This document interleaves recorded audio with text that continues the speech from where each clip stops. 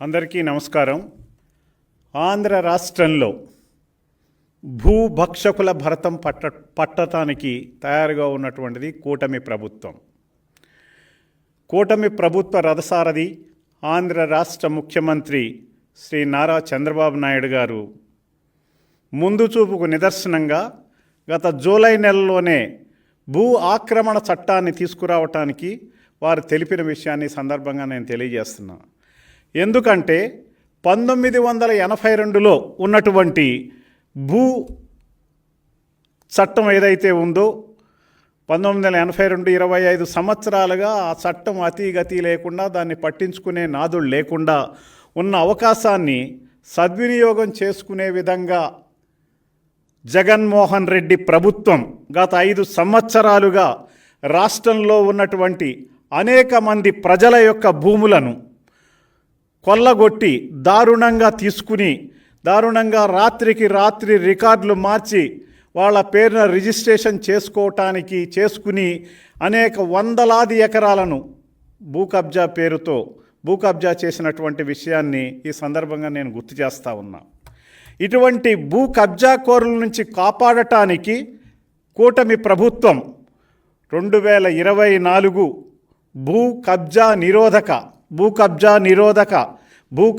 భూ దురాక్రమణ నిరోధక బిల్లును తీసుకురావటం చాలా సంతోషదాయకం. ఆంధ్ర రాష్ట్ర ప్రజలకు ఆనందదాయకమని ఈ సందర్భంగా నేను తెలియజేస్తున్నా. ఎందుకంటే మీకు తెలుసు, గతంలో ఉన్నటువంటి జగన్మోహన్ రెడ్డి ప్రభుత్వం 5 సంవత్సరాల్లో చట్టం అమలులో లేకపోవటం వల్ల తీసుకున్నటువంటి అనేక చర్యలతోటి మరి రాజకీయ నాయకులు, వైఎస్ఆర్ పార్టీ నాయకులు, మంత్రులు, ఎమ్మెల్యేలు ఒకరనేమిటేమిటి అందరూ కూడా పూర్తి స్థాయిలో కింద నుంచి ముఖ్యమంత్రి వరకు కూడా జగన్మోహన్ రెడ్డి హయాంలో పూర్తిగా ప్రజల భూములను భూ కబ్జా ద్వారా వాళ్ళు రాత్రి రికార్డులు మార్చి రిజిస్ట్రేషన్ చేసుకోవటాన్ని మనం తీవ్రంగా ఖండిస్తున్నాం. దాన్ని కంట్రోల్ చేయడానికి ఈ రోజున తీసుకునేటటువంటి భూ కబ్జా నిరోధక బిల్లు ఏదైతే ఉందో భూ దురాక్రమణ నిరోధక బిల్లుని ఆంధ్ర రాష్ట్ర ప్రజలందరూ స్వాగతించి దీని మీద రాబోయేటటువంటి రోజుల్లో తీసుకునేటటువంటి అన్ని చర్యలు కూడా చాలా ఇబ్బందికరంగా ఉంటాయి. ఈ భూ కబ్జాకి పాల్పడిన వాళ్ళు ఎవరైనా ఉంటే వాళ్ళు భూ కబ్జాకు పాల్పడిన విషయాన్ని వాళ్ళు తెలుసుకుని వాళ్ళు వెంటనే సరెండర్ అయ్యారా సరెండర్ కాకపోయినట్లయితే వారి మీద తగిన చర్యలు తీసుకోవడం జరుగుతుంది. అంతేకాకుండా రెవెన్యూ శాఖలో కొందరు అధికారులు మాజీ సైనికులు స్వాతంత్ర సమరయోధులకు మరి ప్రభుత్వం ఈ కంపెనీలకు ఇచ్చినటువంటి భూములని రికార్డులను తారుమారు చేయటం ఎంత కరెక్టు? మరి దీనికి ముఖ్యంగా నాడు గతంలో వోక్స్ వ్యాగన్ ఊసెత్తితే ప్రపంచానికి గుర్తొచ్చేది ఆధునాతన పరిజ్ఞానంతో వచ్చిన కొత్త కారు. కానీ అక్కడ మనకు కనిపించేది బొత్స యొక్క రాజకీయ కుళ్ళు చరిత్ర, 11 కోట్ల భూ కుంభకోణం. ఇదేనా 11 కోట్ల? ఆనాడు 11 కోట్ల భూ కుంభకోణం, ఈనాడు 11 మంది ఎమ్మెల్యేల సహవాసం. ఇది చాలా అదో రకమైనటువంటి అవినాభావ సంబంధం కలిగినట్టు ఉన్నటువంటి విషయాన్ని ఆనాటి 11 కోట్ల భూ కుంభకోణం, ఈనాడు 11 మంది ఎమ్మెల్యేలు ఆ భూ కుంభకోణంలో భాగస్వాములు. ఇటువంటి దుశ్చర్య ఈ రోజున ఈ రకంగా కనపడతా ఉందంటే మనం ఏం చెయ్యాలి? ఉత్తరాంధ్ర తీసుకున్నట్లయితే 3 జిల్లాల్లో 2000 ఎకరాలకు పైగా బొత్స కుటుంబం 2000 ఎకరాలకు పైగా బొత్స కుటుంబం ఆధీనంలోకి వచ్చాయి. ఈ రకంగా ఎక్కడ చూసినా గుడ్ మార్నింగ్ అంటూ సత్యసాయి జిల్లాలో ధర్మవరం ఎమ్మెల్యే కేతిరెడ్డి వెంకట్రామరెడ్డికి అతనిదొక పిచ్చి. జనాల దగ్గరకు వచ్చి జనాలకు అన్నీ మంచి చేస్తున్నట్టు టీవీల్లో సోషల్ మీడియాలో ప్రగల్భాలు పలుకుతూ అదిరిస్తూ బెదిరిస్తూ భూ కబ్జాలు, చెరువుల కబ్జాలు రకరకాలుగా మరి ఆ యొక్క కేతిరెడ్డి వెంకట్రామరెడ్డి ధర్మవరం ఎమ్మెల్యే తీసుకున్నటువంటి చర్యలు చూసినట్లయితే భూ కబ్జాలు అగ్రభాగాన్ని నిలబడ్డాడు కేతిరెడ్డి వెంకట్రామరెడ్డి. ఇటువంటి వాళ్ళందరినీ భరతం పట్టడానికే మొన్న కూటమి ప్రభుత్వం చంద్రబాబు నాయుడు గారు ఆంధ్రప్రదేశ్ అసెంబ్లీలో ఏపీ భూ దురాక్రమణ నిరోధక బిల్లుని 2024 తీసుకురావటం, మరి దాని ద్వారా జరిగేటటువంటి పరిణామాలు, ఈ భూ కబ్జాదారులు ఎదుర్కొనేటువంటి పరిణామాలు ఎలా ఉంటాయో రాబోయే రోజుల్లో తెలుస్తుందని, ఈ ఆంధ్ర రాష్ట్ర ప్రజల కోసం చంద్రబాబు నాయుడు గారు ఈ భూ దురాక్రమణలను సృష్టించడం కోసం భూ దురాక్రమణ బిల్లును తీసుకురావటం నిజంగా ఆహ్వానించదగిన విషయం.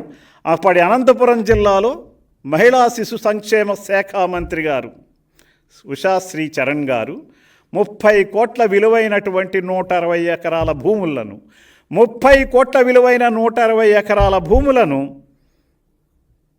కాజేసి భర్త పేరిట రిజిస్ట్రేషన్ చేసుకోవటం ఎక్కడండి? మీరు ఏ రకంగా జగన్మోహన్ రెడ్డి ప్రభుత్వం ఈ రకంగా ప్రజలను బాధించిందో మనకు కనపడుతుంది. భూ రాబందులు, లెక్కలేనంతమంది భూ రాబందులు, వాళ్ళందరినీ బయటికి లాగేందుకు, వారి భర్తం పట్టేందుకే కూటమి ప్రభుత్వం, తెలుగుదేశం పార్టీ ఆధ్వర్యంలో ఉన్నటువంటి కూటమి ప్రభుత్వం ల్యాండ్ గ్రాబింగ్ యాక్ట్ 1982ని రద్దు చేసి 2024 భూ ఆక్రమణ నిరోధక బిల్లును తీసుకురావటం మనమందరం ఆహ్వానించాల్సినటువంటి అవసరం ఉంది. ల్యాండ్ గ్రాబింగ్ చట్టం తీసుకొస్తాము, కొత్త చట్టం తీసుకొస్తామని రాష్ట్ర ప్రజానీకానికి, భూములు పోగొట్టుకున్న, భూములు కబ్జా అయిన వాళ్ళందరికీ న్యాయం చేస్తామని చంద్రబాబు నాయుడు గారు జూలై నెలలో చెప్పిన విషయాన్ని మరొక్కసారి గుర్తు చేస్తూ ఉన్నాను నేను. ఈ రకంగా మరి ఈ కార్యక్రమాలన్నింటినీ కూడా జగన్మోహన్ రెడ్డి కను సన్నల్లో అధికారులు కుమ్మక్కయ్యి, రాజకీయ నాయకులు కుమ్మక్కయ్యి, ఎమ్మెల్యేలు కుమ్మక్కయ్యి, మంత్రులు కుమ్మక్కయ్యి రాష్ట్రంలో భూ కబ్జాలు యథాచ్ఛగా కొనసాగించినటువంటి విషయాన్ని మీ అందరికీ నేను తెలియజేస్తా ఉన్నా. గతంలో సివిల్ కోర్టులో ఎక్కడైనా కేసులు ఉన్నాయంటే కుటుంబంలో ఉండే ఆస్తి తగాదాలు కానీ, ఏదైనా ఈ కుటుంబ సభ్యుల మధ్య వచ్చే తగాదాలు కానీ ఉండేవి. కానీ ఈనాడు భూ తగాదాలన్నీ కూడా, కోర్టులో ఉన్న కేసులన్నీ కూడా భూ వివాదాల కేసులే. కబ్జాల రాజకీయ మన జగన్మోహన్ రెడ్డి కుటుంబం, జగన్మోహన్ రెడ్డి కుటుంబం అంటే వైఎస్ఆర్సీపీ కుటుంబం, వైఎస్ఆర్సీపీ పార్టీ నాయకులందరూ కబ్జా చేసిన భూములే ఈ రోజున సంబంధించిన కేసులే కోర్టుల్లో ఉన్నాయనేటువంటి విషయాన్ని తెలియజేస్తున్నా. పేద మధ్యతరగతి ప్రజలను చెమటోడ్చి శ్రమించి సంపాదించుకున్నటువంటి ఆస్తికి చట్టం రక్షణ కల్పించనుంది. అందుకే ఈ కొత్త 2024 భూ దురాక్రమణ నిరోధక బిల్లు, ఈ నిరోధక బిల్లు ద్వారా రాబోయేటటువంటి రోజుల్లో ఈ యొక్క రెవెన్యూ శాఖ చట్టంలో, రెవెన్యూ శాఖ కొత్త చట్టంలో ప్రభుత్వం ప్రైవేటు భూ కబ్జా చేస్తే 10 నుంచి 14 సంవత్సరాలు, 10 నుంచి 14 సంవత్సరాల వరకు జైలు శిక్షతో పాటు కేసు తీవ్రతను బట్టి అత్యధిక మొత్తంలో జరిమానాను కూడా విధించడం జరుగుతుంది. కబ్జా కోరలకు సహకరించి ఉద్దేశపూర్వకంగా తప్పులు చేసిన అధికారులపై, కబ్జా కోరులకు సహకరించి ఉద్దేశపూర్వకంగా తప్పు చేసిన అధికారులపై కొత్త చట్టం కఠిన శిక్షలు అమలు పరుస్తుంది. అదే 2024 భూ దురాక్రమణ నిరోధక బిల్లు 2024 అని మరొక్కసారి తెలియజేస్తున్నా. భూ కబ్జాలో అధికారి పాత్ర ఉందని నిరూపితం అయితే వారికి 1 ఏడాది నుంచి 7 ఏళ్ల వరకు జైలు శిక్షతో పాటు వారి ఆస్తులను కూడా స్వాధీనం చేసుకునే దిశగా కూటమి ప్రభుత్వం, నారా చంద్రబాబు నాయుడు గారి ప్రభుత్వం పనిచేస్తుందని ఈ సందర్భంగా నేను తెలియజేస్తా ఉన్నా. ఇప్పటికైనా భూ కబ్జాలు పాల్పడిన వాళ్ళందరూ ఈ కొత్త చట్టం యాక్షన్ తీసుకునే లోపల స్వచ్ఛందంగా ఎవరి భూములను వారికి ఇచ్చి తప్పొప్పైపోయిందని చెప్పి ప్రభుత్వానికి సరెండర్ కావాలని నేను డిమాండ్ చేస్తూ ఉన్నాను. ఈ యొక్క కొత్త భూ దురాక్రమణ నిరోధక చట్టం ద్వారా పేద ప్రజలకు, ఆంధ్ర రాష్ట్రంలో ఉన్న పేద ప్రజానీకానికి చెమటోడ్చి కష్టపడి సంపాదించుకున్న తమ భూములను రక్షించడానికి చంద్రబాబు నాయుడు గారు నడుం కట్టుకున్నారు. వారందరికీ న్యాయం జరిగేలాగా కూటమి ప్రభుత్వం పనిచేస్తుంది.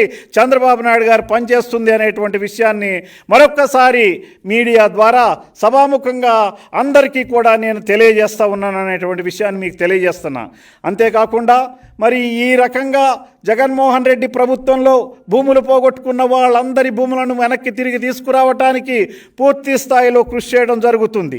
అంతేకాకుండా మొన్న జరిగినటువంటి 5 సంవత్సరాల్లో సెంటు భూములంటూ మొదలెట్టి లక్షలాది ఎకరాలను సెంటు భూములన్నీ మొదలెట్టి లక్షలాది ఎకరాలను వైసీపీ నాయకులు కబ్జా చేసుకుని వాళ్ళు ఇష్టగతిని వాళ్ళ పేరును రిజిస్ట్రేషన్ చేయించుకుని రాత్రి రికార్డులు మార్చినటువంటి విషయం కూడా ఉంది. పేద ప్రజలకు సెంటు భూమి అని చెప్పి దాన్ని కూడా వాళ్ళ హస్తగతం చేసుకున్న విషయాన్ని సందర్భంగా నేను గుర్తు చేస్తూ ఉన్నా.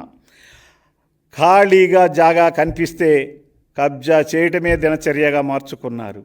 ఖాళీగా కనిపిస్తేనే కాదు, ఎక్కడెక్కడ ఖాళీలు ఉన్నాయని వెతికి ప్రజల యొక్క భూములను కబ్జా చేసినటువంటి ఈ దగాకోరు జగన్మోహన్ రెడ్డి ఎమ్మెల్యేలని, జగన్మోహన్ రెడ్డి మంత్రులని తరిమి కొట్టేటటువంటి అవసరం ఉంది. ఇంకా 11 మంది ఎమ్మెల్యేలతో నేనున్నానంటూ పిచ్చిగా మాట్లాడుతూ ఏమి చెయ్యాలో చేతకాకుండా ఈ రాష్ట్రాన్ని ఇంకా మరి రాంగ్ రూట్లో తీసుకెళ్ళటానికి మాట్లాడుతున్నటువంటి జగన్మోహన్ రెడ్డిని రాష్ట్ర ప్రజానీకం ఒక కంట కనిపెట్టాలని, అతని యొక్క అబద్ధపు మాటలను ప్రతిరోజు అతను మాట్లాడేటటువంటి అబద్ధాలను నిజాలు చెయ్యాలనుకునేటటువంటి మాటలను తిప్పి కొట్టడం ప్రతి ఒక్క పౌరుడి కర్తవ్యం అని ఈ సందర్భంగా నేను తెలియజేస్తా ఉన్నా.